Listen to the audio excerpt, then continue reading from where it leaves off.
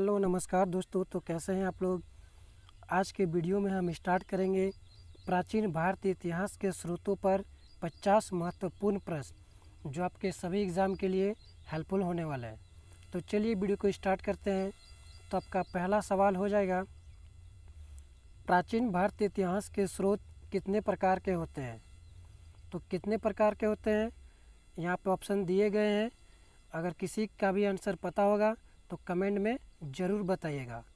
तो इसका आंसर है चार प्रकार के होते हैं। ठीक है, आगे बढ़ते हैं नेक्स्ट क्वेश्चन की ओर। हमारा नेक्स्ट क्वेश्चन है, प्राचीन भारत के इतिहास के प्राथमिक स्रोत कौन से हैं। तो प्राथमिक स्रोत कौन से हैं, तो इसका आंसर हो जाएगा अभिलेख, साहित्य और सिक्के। तो इसका ऑप्शन हो जाएगा डी, यानी कि उपरोक्त सभी। नेक्स्ट क्वेश्चन की ओर बढ़ते हैं। हमारा नेक्स्ट क्वेश्चन है, सांची का स्तूप किसके संरक्षण में बना था। तो किसके संरक्षण में बना था, तो इसका आंसर हो जाएगा अशोक के संरक्षण में बना था, यानी कि ऑप्शन बी इसका राइट आंसर हो जाएगा। ठीक है, नेक्स्ट क्वेश्चन की ओर बढ़ते हैं। कौन सा ग्रंथ कौटिल्य द्वारा रचित है। तो कौन सा ग्रंथ कौटिल्य द्वारा रचित है, तो इसका आंसर हो जाएगा अर्थशास्त्र, यानी कि ऑप्शन नंबर ए इसका राइट आंसर है। नेक्स्ट क्वेश्चन की ओर बढ़ते हैं। तो हमारा नेक्स्ट क्वेश्चन है, प्राचीन भारत में ताम्रपत्रों का प्रयोग किस उद्देश्य से किया गया था। तो किस उद्देश्य से किया गया था, तो इसका राइट आंसर है शासकीय आदेशों के लिए, शासकीय आदेशों के लिए। ठीक है, नेक्स्ट क्वेश्चन की ओर बढ़ते हैं। तो हमारा नेक्स्ट क्वेश्चन हो जाएगा, किस चीनी यात्री ने हर्षवर्धन के काल में भारत की यात्रा की थी। किसके काल में की थी, तो इसका राइट आंसर हो जाएगा वैनसोंग के काल में की थी। ठीक है, नेक्स्ट क्वेश्चन की ओर बढ़ते हैं। तो हमारा नेक्स्ट क्वेश्चन है, रजत रंगीनी के लेखक कौन है। रजत रंगीनी के लेखक कौन है, तो इसका राइट आंसर हो जाएगा कल्हन। ठीक है, याद होना चाहिए, बहुत ही इंपॉर्टेंट क्वेश्चन था। नेक्स्ट क्वेश्चन है हमारा, कौन सा अभिलेख अशोक के धम्म नीति का उल्लेख करता है। तो अशोक के धम्म नीति का उल्लेख कौन सा अभिलेख करता है, तो इसका राइट आंसर हो जाएगा शिलालेख। ठीक है, नेक्स्ट क्वेश्चन की ओर बढ़ते हैं। तो हमारा नेक्स्ट क्वेश्चन है, भारत में सर्वाधिक संख्या में अशोक के शिलालेख कहाँ पाए जाते हैं। तो कहाँ पे पाए जाते हैं, तो इसका जो राइट आंसर हो जाएगा वो हो जाएगा उत्तर भारत में पाए जाते हैं। ठीक है, नेक्स्ट क्वेश्चन की ओर बढ़ते हैं। तो हमारा नेक्स्ट क्वेश्चन है, कौन सा ग्रंथ बौद्ध धर्म से संबंधित है। तो कौन सा ग्रंथ बौद्ध धर्म से संबंधित है, तो इसका आंसर हो जाएगा ए, यानी कि त्रिपिटक। त्रिपिटक बौद्ध धर्म से संबंधित है। नेक्स्ट क्वेश्चन की ओर बढ़ते हैं। तो हमारा नेक्स्ट क्वेश्चन है, ऋग्वेद किस भाषा में लिया गया है। तो ऋग्वेद किस भाषा से लिया गया है, तो ऋग्वेद संस्कृत भाषा से लिया गया है। ठीक है, option number C. Next question की ओर बढ़ते हैं, महाभारत का रचयिता कौन है। तो महाभारत का रचयिता कौन है, तो इसका आंसर हो जाएगा वेद व्यास, यानी कि option number D. Next question की ओर बढ़ते हैं। तो हमारा नेक्स्ट क्वेश्चन हो जाएगा, कौन सा स्रोत प्राचीन भारत के इतिहास के आर्थिक पक्ष को उजागर करता है। तो कौन सा आर्थिक पक्ष को उजागर करता है, तो इसका राइट आंसर हो जाएगा सी, यानी कि option number B right answer. Next question की ओर बढ़ते हैं। तो हमारा नेक्स्ट क्वेश्चन हो जाएगा, सबसे प्राचीन वेद कौन सा है। सबसे प्राचीन वेद कौन सा है, तो इसका राइट आंसर हो जाएगा सी, यानी कि ऋग्वेद। ऋग्वेद जो है सबसे प्राचीन वेद है। ठीक है, नेक्स्ट क्वेश्चन की ओर बढ़ते हैं।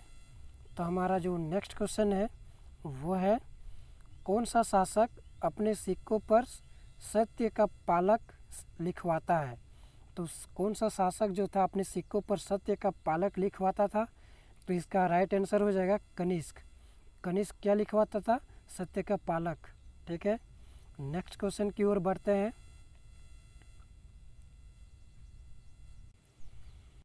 तो हमारा नेक्स्ट क्वेश्चन हो जाएगा, सबसे पुराना जैन ग्रंथ कौन सा है। तो सबसे पुराना जैन ग्रंथ कौन सा है, तो अंग अंग जो है सबसे पुराना जैन ग्रंथ है, यानी कि ऑप्शन नंबर बी। ठीक है, नेक्स्ट क्वेश्चन की ओर बढ़ते हैं। प्रयाग प्रशस्ति किसने लिखी थी? तो प्रयाग प्रशस्ति किसने लिखी थी? तो इसका राइट आंसर हो जाएगा हरिसेन ने लिखी थी। तो इसका राइट आंसर हो जाएगा सी। नेक्स्ट क्वेश्चन की ओर बढ़ते हैं। तो हमारा नेक्स्ट क्वेश्चन है, भारत में सबसे पहले सिक्कों का प्रचलन किसने किया था? तो सिक्कों का प्रचलन सबसे पहले किसने किया था? तो सबसे पहले किया था कुषाणों ने। किसने किया था? कुषाणों ने किया था। ठीक है, नेक्स्ट क्वेश्चन की ओर बढ़ते हैं। तो हमारा नेक्स्ट क्वेश्चन हो जाएगा, अजंता की गुफाएं किस कला से संबंधित है? तो किस कला से संबंधित है? बौद्ध कला से संबंधित है, यानी कि ऑप्शन नंबर सी। याद होना चाहिए, बहुत ही ज़्यादा इंपॉर्टेंट क्वेश्चन था। तो हमारा नेक्स्ट क्वेश्चन हो जाएगा, सातवाहन वंश का सबसे प्रसिद्ध राजा कौन था? तो सबसे प्रसिद्ध राजा कौन था? गौतमी पुत्र सतकर्णी, यानी कि ऑप्शन नंबर ए। ठीक है, नेक्स्ट क्वेश्चन की ओर बढ़ते हैं। तो हमारा नेक्स्ट क्वेश्चन हो जाएगा, हमारा नेक्स्ट क्वेश्चन, किस अभिलेख में पहली बार भारत शब्द का प्रयोग हुआ था? तो किस अभिलेख में भारत शब्द का प्रयोग हुआ था सबसे पहली बार? तो ये हुआ था हाथी गुम्फा अभिलेख में। किसमें हुआ था? हाथी गुम्फा अभिलेख में, यानी कि ऑप्शन नंबर सी इसका राइट आंसर। नेक्स्ट क्वेश्चन है हमारा, तो इसका नेक्स्ट क्वेश्चन हो जाएगा, प्राचीन भारतीय इतिहास में किसको सबसे पुराना प्रकार कौन सा है? प्राचीन भारतीय इतिहास में सिक्कों का सबसे पुराना प्रकार कौन सा है? तो सबसे पुराना प्रकार है पंचमार्क सिक्के। सबसे पुराना प्रकार का सिक्का है, याद होना चाहिए। नेक्स्ट क्वेश्चन की ओर बढ़ते हैं। तो हमारा नेक्स्ट क्वेश्चन हो जाएगा, सिकंदरनामा किसके द्वारा लिखा गया था? तो सिकंदरनामा किसके द्वारा लिखा गया था? तो इसका राइट आंसर हो जाएगा फिरदौसी, यानी कि ऑप्शन नंबर 20 का राइट आंसर। नेक्स्ट क्वेश्चन की ओर बढ़ते हैं। तो हमारा नेक्स्ट क्वेश्चन हो जाएगा, भारत में सबसे अधिक अशोक के शिलालेख किस लिपि में है? तो किस लिपि में है? तो ब्राह्मी लिपि में है अशोक के सबसे ज़्यादा शिलालेख। ठीक है, नेक्स्ट क्वेश्चन की ओर बढ़ते हैं। तो हमारा नेक्स्ट क्वेश्चन है, महाभाष्य के लेखक कौन थे? तो महाभाष्य के लेखक कौन थे? पतंजलि थे, याद होना चाहिए। नेक्स्ट क्वेश्चन की ओर बढ़ते हैं। तो हमारा नेक्स्ट क्वेश्चन हो जाएगा, कौन सा विदेशी यात्री गुप्त काल में भारत आया था? तो गुप्त काल में कौन सा विदेशी यात्री भारत आया था? तो ये इसका आंसर हो जाएगा फाहियान। फाहियान गुप्त काल में भारत आया था, याद होना चाहिए। नेक्स्ट क्वेश्चन की ओर बढ़ते हैं, अर्थशास्त्र ग्रंथ का मुख्य विषय क्या है? अर्थशास्त्र ग्रंथ का मुख्य विषय क्या है? तो ये है राजनीति और अर्थव्यवस्था। ठीक है, याद होना चाहिए। नेक्स्ट क्वेश्चन की ओर बढ़ते हैं। तो हमारा नेक्स्ट क्वेश्चन हो जाएगा, किस अभिलेख में समुद्रगुप्त की विजयों का वर्णन मिलता है? तो किस अभिलेख में समुद्रगुप्त के विजयों का वर्णन मिलता है? तो इसका राइट आंसर हो जाएगा प्रयाग प्रशस्ति में। ठीक है, नेक्स्ट क्वेश्चन की ओर बढ़ते हैं। तो हमारा नेक्स्ट क्वेश्चन है, हर्षचरित के लेखक कौन थे? हर्षचरित के लेखक कौन थे? तो इसका आंसर हो जाएगा वानभट्ट, यानी कि ऑप्शन नंबर 20 का राइट आंसर। ठीक है, नेक्स्ट क्वेश्चन है हमारा, सबसे पुराना अभिलेख कौन सा माना जाता है? इम्पॉर्टेंट क्वेश्चन है, तो सबसे ज़्यादा इम्पॉर्टेंट है, याद होना चाहिए। तो सोहगोरा ताम्रपत्र को सबसे पुराना अभिलेख माना जाता है, यानी कि option number C right answer. Next question की ओर बढ़ते हैं। तो हमारा नेक्स्ट क्वेश्चन है, कौन सा ग्रंथ बौद्ध धर्म की शिक्षाओं का आधारित है? तो कौन सा ग्रंथ जो है बौद्ध धर्म की शिक्षाओं पर आधारित है?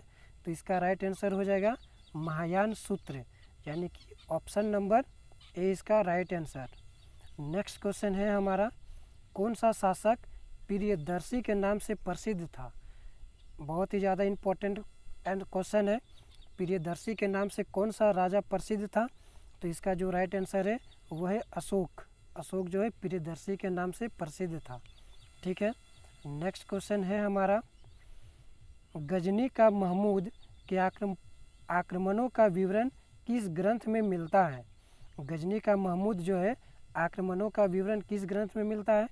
तो इसका राइट आंसर हो जाएगा तारीख यामिनी। नेक्स्ट क्वेश्चन, नीलपट अभिलेख मुख्यतः किससे संबंधित है? तो नीलपट किससे संबंधित है? तो इसका आंसर हो जाएगा दान से, यानी कि नीलपट दान से संबंधित है। ठीक है, नेक्स्ट क्वेश्चन है हमारा, अजंता की गुफाएं किस काल की है? अजंता की गुफाएं किस काल की है? इसका राइट आंसर गुप्त काल की है। अजंता की गुफा गुप्त काल की है। ठीक है, नेक्स्ट क्वेश्चन है हमारा, तो नेक्स्ट क्वेश्चन में क्या हो जाएगा, भारतीय इतिहास में सबसे पुराना सिक्का किस धातु का था? सबसे पुराना सिक्का किस धातु का था भारतीय इतिहास में? तो इसका राइट आंसर हो जाएगा चांदी का। सबसे पुराना सिक्का था, याद होना चाहिए। नेक्स्ट क्वेश्चन है हमारा, किस गुप्त शासक को भारत नेपोलियन कहा जाता है? भारत नेपोलियन किस गुप्त शासक को कहा जाता था? तो समुद्रगुप्त को कहा जाता था। नेक्स्ट क्वेश्चन है हमारा, ऋग्वेद में कितने सूक्त हैं? तो कितने सूतक है? तो 1028। इसका राइट आंसर ए हो जाएगा, याद होना चाहिए, बहुत ही ज़्यादा इंपॉर्टेंट क्वेश्चन था। ठीक है, नेक्स्ट क्वेश्चन है हमारा, प्राचीन भारत में गवेषणा का अर्थ क्या है? तो प्राचीन भारत में गवेषणा का अर्थ क्या होता है? तो गवेषणा का अर्थ होता है जासूसी। ठीक है, जासूसी। नेक्स्ट क्वेश्चन की ओर बढ़ते हैं, तो हमारा नेक्स्ट क्वेश्चन है, किस विदेशी यात्री ने भारतीय जाति व्यवस्था का विस्तृत वर्णन था? तो भारतीय जाति व्यवस्था का विस्तृत वर्णन क्या था? तो ये था मेगास्थनीज। ठीक है, राइट आंसर हो जाएगा। अब हमारा नेक्स्ट क्वेश्चन है, सबसे पुराना बौद्ध ग्रंथ कौन सा है? तो सबसे पुराना जो बौद्ध ग्रंथ है वो है त्रिपिटक, यानी कि ऑप्शन नंबर 20 का राइट आंसर। ठीक है, नेक्स्ट क्वेश्चन, मुद्राक्षक के लेखक कौन है? मुद्राक्षक के लेखक कौन है? विशाख दत्त। ये याद होना चाहिए, इंपॉर्टेंट क्वेश्चन था, लेखक पूछता है हर एग्ज़ाम में। नेक्स्ट क्वेश्चन है हमारा, संगम साहित्य किस भाषा में लिया गया था? तो संगम साहित्य किस भाषा से लिया गया था? तो इसका राइट आंसर है तमिल भाषा से लिया गया था संगम साहित्य। ठीक है, नेक्स्ट क्वेश्चन, प्राचीन भारत में सबसे प्रसिद्ध विश्वविद्यालय कौन सा था? तो सबसे प्रसिद्ध विश्वविद्यालय था नालंदा विश्वविद्यालय, यानी कि ऑप्शन नंबर ए इसका राइट आंसर हो जाएगा।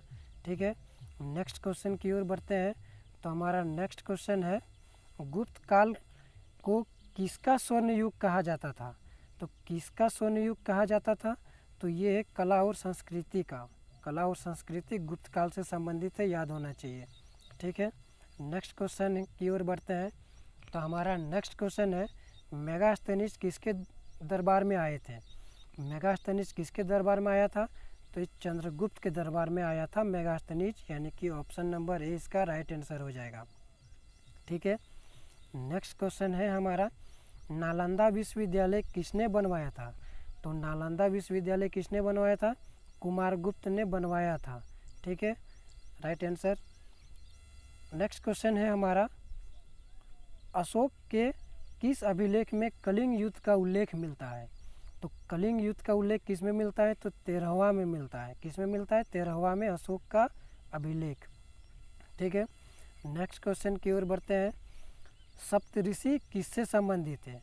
सप्तऋषि किससे संबंधित है? तो सप्तऋषि जो संबंधित है वो है खगोल शास्त्र से। किससे संबंधित है सप्तऋषि? खगोल शास्त्र से संबंधित है। नेक्स्ट क्वेश्चन है, और ये हमारा लास्ट क्वेश्चन हो जाएगा, दीपवंश और महावंश, क्या दीपवंश और महावंश किस देश में लिखे गए थे? तो किस देश में लिखे गए थे? तो श्रीलंका में। ठीक है, श्रीलंका में लिखा गया था दीपवंश और महावंश, यानी कि राइट आंसर बी। वीडियो का अच्छा लगे तो लाइक और सब्सक्राइब कर देना ऐसे ही वीडियो के लिए, और जल्द हाजिर होंगे। मिलते हैं नेक्स्ट वीडियो में, तब तक के लिए धन्यवाद।